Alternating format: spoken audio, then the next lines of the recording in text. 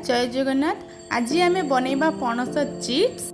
तो देखो मो पणस को एमती छोट छोट भाव में लंबा लंबा कर काटी नहीं एमती छोट छोट साइज रो पीस कर काटले आपन को खाइबा पे बहुत भल लागिबो।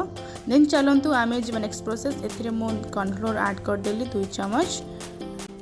देन ऐड करबा फूड कलर जोटा कि भल लुक आए। देन ऐड करबा काश्मीरी लंका गुंड। देन ऐड करबा स्वाद अनुसार लूण। देन ऐड करबा गरम मसला।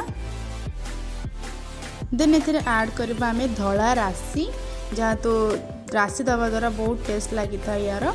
देन या भल भाव में मिक्स करदे बिना पानी देकी या मिक्स करेंगे कारण आप लुण पकई तो लुण भी बहुत पानी बाहर तो आपको बिना पानी रे एमती सुखिला सुखिला टाइप रो मिक्स करेंगे। देखो से ऑटोमेटिक धीरे धीरे तर पानी बाहरी आसलानी।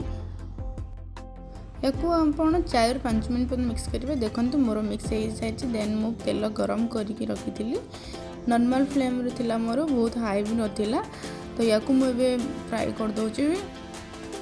देखो से टिके सिझिला परे केमती कलर आसीगलानी तार बहुत बढ़िया देखा होची रेड रेड टाइप रो। एको एमती ही धीरे धीरे धीरे धीरे करके आपण फ्राई करेंगे। देखो मोर ये सारी पणस पूरा एकदम सिझी जाइए। देन या मु बाहर कर दूची।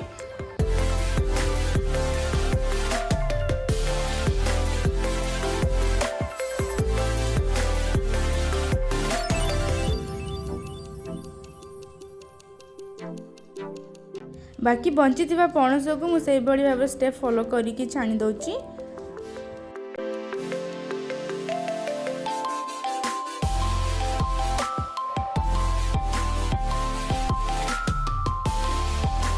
तो देखो ये आमर फाइनाली पणस चिप्स बनिके रेडी हो सारी एवं खाइबा प्रस्तुत हो सारी।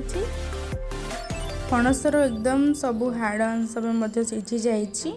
देखा बहुत बढ़िया लगुच। एबे तो मु पणस चिप्स बन सारी और मो स्टाइल रो पणस चिप्स आपन को केमिति लागिला आपण मते कमेंट सेक्शन रे जणांतु। आज पई रहूची। जय जगन्नाथ।